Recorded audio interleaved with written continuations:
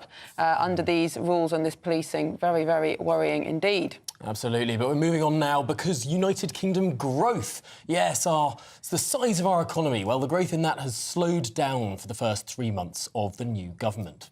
And this comes despite Labour's mission to deliver the highest sustained growth in the G7.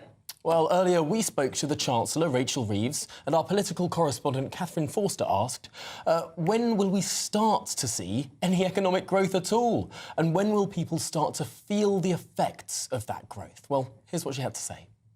This is the number one mission of this new government.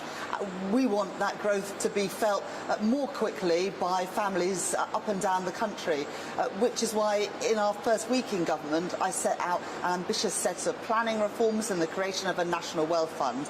And it's why in my Mansion House speech last night I announced some of the biggest reforms of our pension system in a generation to unlock long-term patient capital up to £80 billion to help invest in small businesses and scale-up businesses and in the infrastructure needs. Well, we're joined now by an economist, Jonathan Davis. Jonathan, thank you very much for joining us. It's not great news for the economy and not great news for Labour.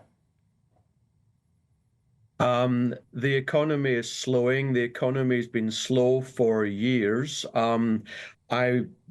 This might be a surprise to some people, but to me, there's very little difference between the main parties in terms of economics. There's been a couple of shibboleths for years. The health service and net zero, they've been handed vast amounts of money, our money. That's continuing. The NHS is going to get another £25 billion. Net zero is going to get another £100 billion. When that sort of thing happens, when the public sector is boosted, when government spending and borrowing and taxes rise, it doesn't help the economy.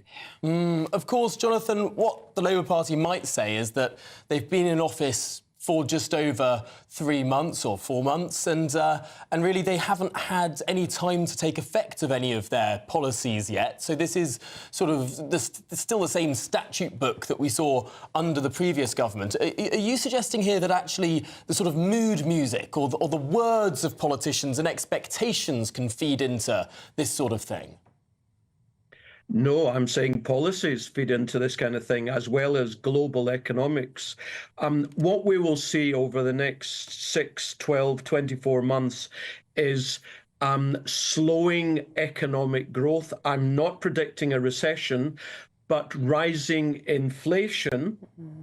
Thus, on a net basis, growth is going to be hardly non-existent. And that's the same basically across the world. Inflation rising and growth slowing. There's not a great deal that this or the previous government is doing that's any different to anyone else. Except, of course, they're raising taxes and they're pushing inflationary policies. Inflation never helps an economy. I can't think of a single economy on the planet historically that has done well in inflationary circumstances.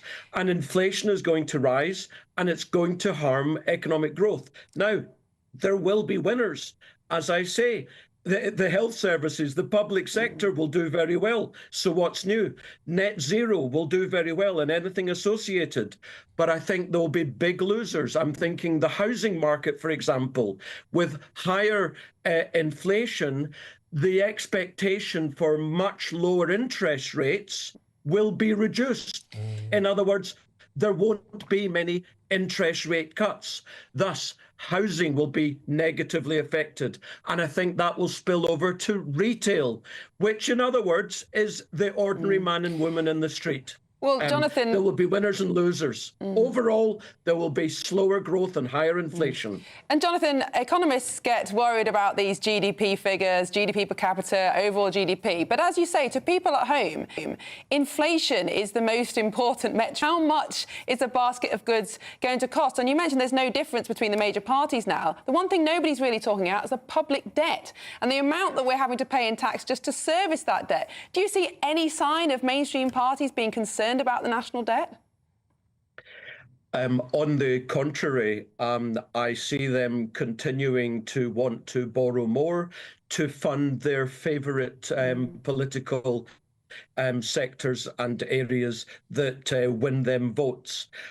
Politicians, come on, let's face it, politicians are not there to help us. They're there to help themselves. They're there to help the elite, or as I call them, the parasites, and the political class, and everything a couple of miles around Westminster. That's what politics is about. It has been for the last 30 plus years. Now, of course, interestingly, whether or not it's true, the Trump guys are saying we're going to do it differently.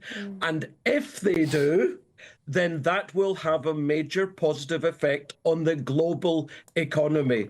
But it is yet to see whether or not they're actually going to be true to their word. OK, well, Jonathan Davis, economist, thank you so much for your insight and expertise there. Really appreciate it. Now, we must say that there has been